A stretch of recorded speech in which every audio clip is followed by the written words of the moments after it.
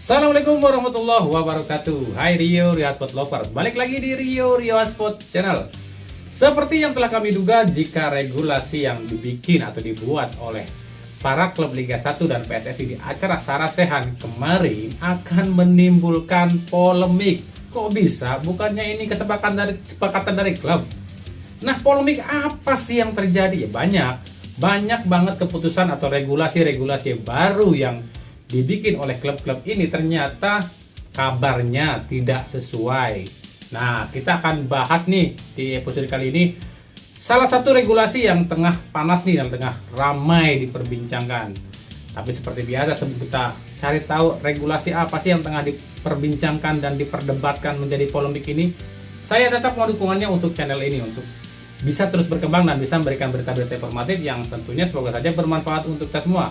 Caranya cukup gampang dengan klik subscribe, aktifkan juga notifikasi loncengnya, like, share, dan juga komen. Dan inilah Rio Sport selengkapnya.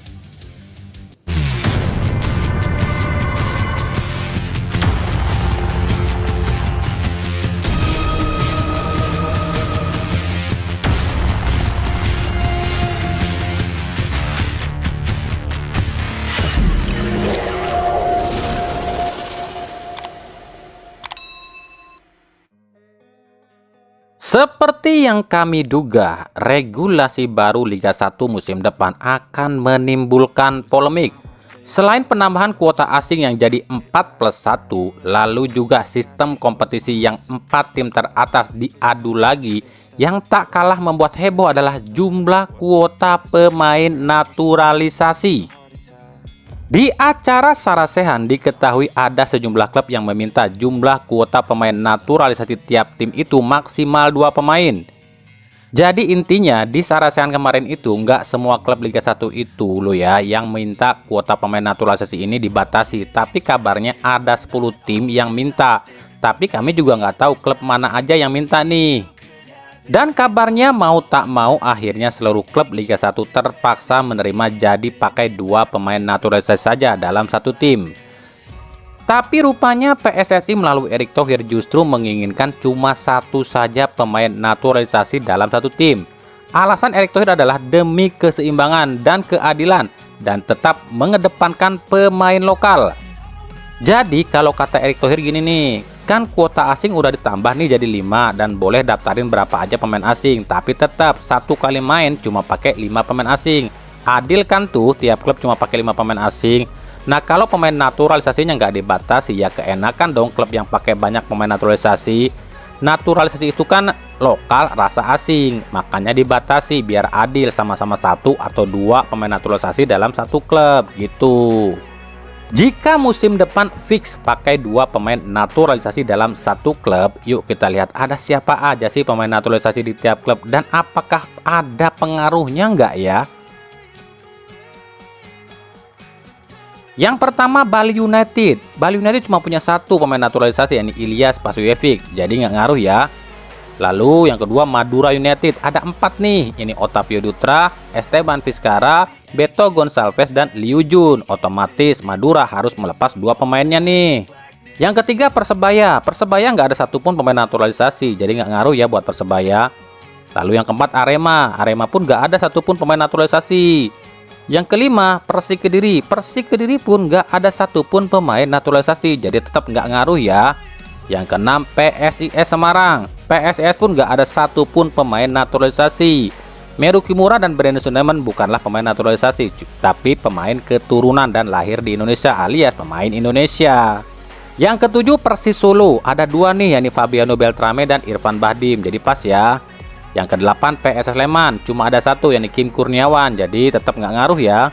Yang kesembilan Bayangkara FC, nggak ada satupun pemain naturalisasi. Yang ke-10 Persija Jakarta, nggak ada satupun pemain naturalisasi. Yang ke-11 Persita Tangerang, nggak ada satupun pemain naturalisasi.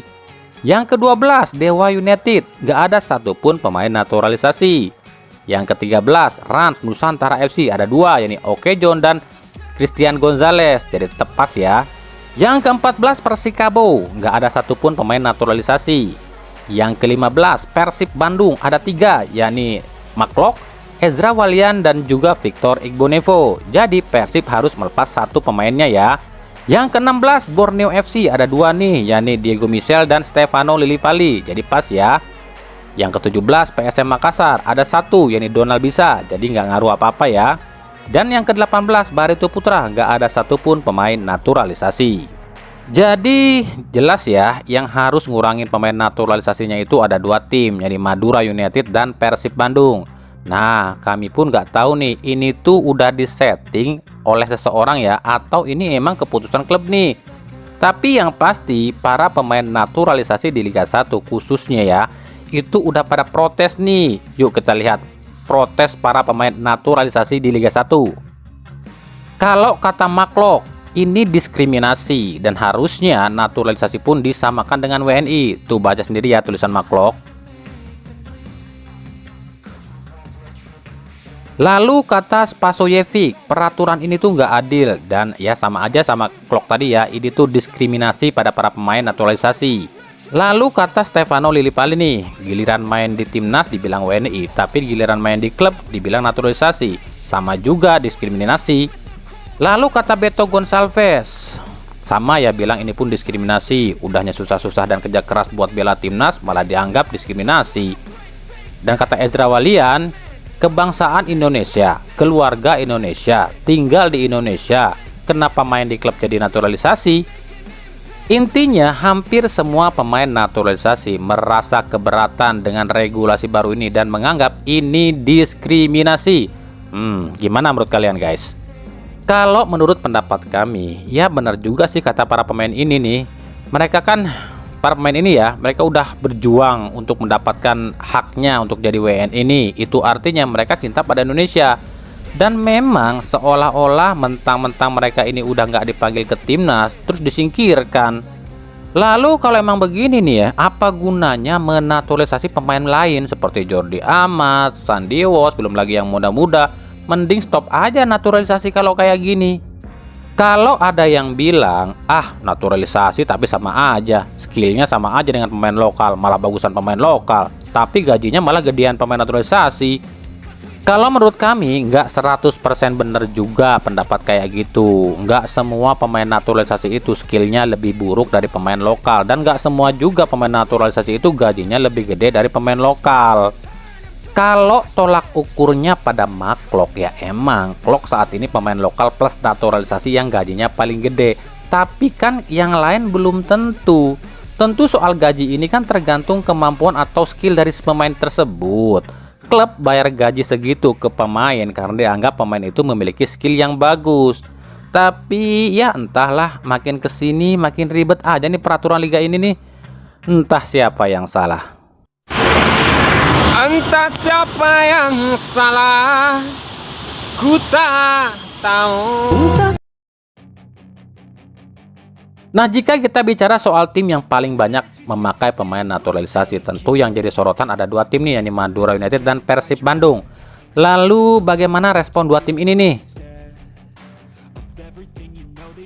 Pihak Persib sendiri belum bisa memutuskan hal ini dan masih berharap regulasi ini tak jadi dipakai musim depan. Itu artinya Persib bukan salah satu klub yang usulkan regulasi ini ya. Kita belum memutuskan, ini kan masih sebatas rancangan dan belum tentu disahkan. Ya kami berharap ini ada solusinya agar nantinya tak ada yang merasa dirugikan, baik itu klub maupun pemain itu sendiri, ujar Teddy Cahyono. Dan kalaupun regulasi ini jadi dipakai dan diterapkan di Liga 1 musim depan, kira-kira siapa ya yang akan tersingkir di Persib? Apakah Victor, Maklok, atau Ezra? Kami sendiri nggak bisa nih memprediksi kalau soal ini, tapi kami akan berikan sedikit gambaran saja andai regulasi ini diterapkan ya. Yang pertama Victor Igbonevo, usianya 37 tahun, tentu bukan usia yang muda lagi ya, tapi kinerja Victor masih bagus di Persib musim ini. Tapi jika memang Victor terdepak, itu mungkin saja lantaran adanya rumor Bagas Adi yang akan merapat ke Persib musim depan, mungkin saja bisa jadi alternatif pengganti Victor. Yang kedua Maklok. Kalau yang ini sih perkiraan kami sih Persib nggak akan melepasnya ya. Dia adalah jenderal lapangan tengah Persib nih saat ini. dan juga kontraknya sampai 2025 kecuali Mark Locke sendiri yang ingin pergi dari Liga Indonesia ya. Yang ketiga, Ezra Walian. Secara kontribusi memang kurang ya musim ini, tapi secara usia Ezra masih muda dan dia adalah mantan anak asuh Luis Mia di timnas. Apalagi Persib kekurangan stok nih di lini depan. Tapi bukan berarti Ezra pun tak akan dilepas ya. Rencana datangnya Dimas Derajat dan Ramadan Sananta ke Persib musim depan bisa saja membuat Ezra yang akan dikorbankan. Nah, menurut kalian, jika regulasi 2 atau 1 pemain naturalisasi ini dipakai di Liga 1 musim depan, siapa nih yang kira-kira akan tersingkir dari Persib? Lalu bagaimana dengan Madura United? Bos Madura United Ahsanul Kossasi secara terang-terangan mengatakan ini ada indikasi mafia dan match fixing. Pasalnya menurut AQ, banyak atau tidaknya pemain naturalisasi dalam satu klub bukanlah tolak ukur. Toh yang menggaji para pemain ini pun pihak klub. Dan jika bicara adil dan tak adil, justru dengan mengurangi jatah pemain naturalisasi itu sama saja dengan tak adil para pemain naturalisasi itu sendiri. Ya kan saya sudah sering bilang, kalau kepengurusan PSSI dan LIB orangnya itu-itu saja, ya gini deh jadinya, aturan aneh bermunculan. Kan yang menggaji para pemain itu klub, bukannya LIB atau federasi. Justru dengan membatasi para pemain naturalisasi itu sama saja dengan diskriminasi. Ini jelas-jelas keinginan mafia untuk menjegal tim-tim tertentu, ujar Ahsanul Kossasi. Pihak Madura United sendiri masih belum mengambil langkah soal ini. Pihak Madura masih tunggu apakah regulasi ini akan disahkan atau tidak. Tapi andai pun regulasi ini disahkan dan Liga 1 musim depan cuma pakai 2 pemain naturalisasi atau 1 pemain naturalisasi, ya tebakan kami yang tersingkir paling ya Dutra dan Vizcara. Selain faktor usia, 2 pemain ini pun minim kontribusi. Meskipun Beto umurnya tua, tapi Beto sangat diandalkan ya oleh Madura United musim ini. Lalu Liu Jun, pemain Korea ini baru dinaturalisasi dan usianya masih muda dan dia pun berkontribusi banyak di Liga 1 musim ini buat Madura United. Nah, gimana nih menurut kalian para kacong mania? Setuju nggak nih regulasi ini? Dan jika disahkan, siapa kira-kira yang akan tersingkir ya? Setelah kemarin Erick Thohir agak emosi dibilang orang yang ingkar janji lantaran Liga 3 dan 2 tetap mati. Padahal kata Erick Thohir itu bukan keinginan dia, tapi keinginan klub. Erick Thohir pun dibilang ingkar janji soal adanya VAR. Padahal menurut Erick Thohir, VAR bukannya tak ada, tapi tengah diupayakan dan harus menyekolahkan dulu para wasitnya. Tapi lantaran Erick Thohir ini jengah dengan banyaknya tuduhan dirinya ini orang yang ingkar janji, Erick Thohir pun akhirnya merealisasikan pakai VAR. Rencananya VAR di Indonesia akan diterapkan terlebih dahulu di Piala Dunia U20. Awalnya Piala Dunia itu tuh nggak pakai VAR, tapi Erick Thohir ini menghubungi dan meminta masukan pada FIFA soal VAR. Dan akhirnya FIFA pun datang ke Indonesia dan mengatakan akan membantu menyediakan VAR, tapi khusus untuk Piala Dunia saja dulu ya. Tapi VAR yang akan dipakai untuk Indonesia di Piala Dunia ini adalah VAR yang sistem baru, yang lebih simpel dan lebih mudah dipahami oleh penonton, pemain maupun perangkat pertandingan. Jadi kemungkinan VAR yang dipakai di Piala Dunia ini adalah VAR nomor 3 ya. Nah, VAR nomor 3 ini tuh nggak selengkap VAR nomor 1 ya. VAR nomor 1 itu ada goal line teknologi, terus juga ada eagle eyes alias drone mata elang yang melayang di atas lapangan itu, dan juga alarm otomatis jika ada kesalahan di lapangan. Tapi VAR nomor 3 ini cuma bisa melihat replay. Jadi intinya VAR nomor 3 ini tuh lebih ke replay ya. Jadi wasit tuh bisa ngelihatnya replay kejadian, baik itu kejadian pelanggaran maupun gol sah atau enggak. Kalau soal goal line teknologi, VAR nomor 3 ini belum bisa ya kayak yang dipakai di Bandung Premier League kayak gitu. Tapi sialnya dari 6 stadion yang kabarnya didaftarkan, menurut FIFA cuma ada 4 stadion yang bisa pakai VAR. Jadi kemungkinan ada 2 stadion yang akan dicoret nih. Tapi stadion mana yang dicoret kita belum tahu ya. Dan jika VAR ini sukses dipakai di Piala Dunia, VAR inilah yang kemungkinan akan dipakai di Liga 1 musim depan. Oke, itulah pembahasan kita di episode kali ini ya. Ikuti terus berita seputar sepak bola khususnya Liga Indonesia dan pernak-perniknya hanya di Rio Sport.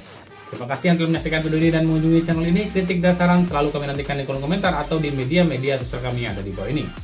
Sampai jumpa di video-video kami selanjutnya dan salam Rio Sport. Wassalamualaikum warahmatullahi wabarakatuh.